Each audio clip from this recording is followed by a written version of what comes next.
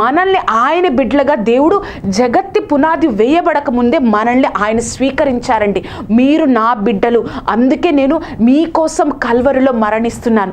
యేసయ్య నన్ను ఏర్పరచుకున్నాడు, ఒక ఆయన బిడ్డగా ఏర్పరచుకున్నాడు అన్న ఆలోచన మనం ఎప్పుడు మర్చిపోకుండా ఎప్పుడైతే ఉంటామో దూరం అయిపోలేము.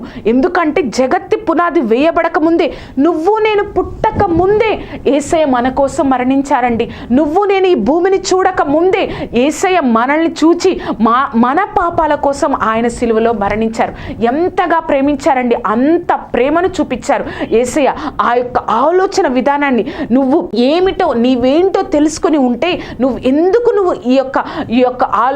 నువ్వు ఆయనలో ఎంత శ్రేష్టమైన వాడిగా నువ్వు ఉన్నావో, ఎంత శ్రేష్టమైన కుమార్తెగా కుమారుడిగా నువ్వు ఉన్నావో అని తెలుసుకుని నీ యొక్క ఆలోచన విధానాన్ని మార్చుకోగలిగితే ఎప్పుడు కూడా నీ యొక్క జీవితం యేసయ్యకి దూరం అయిపోదండి.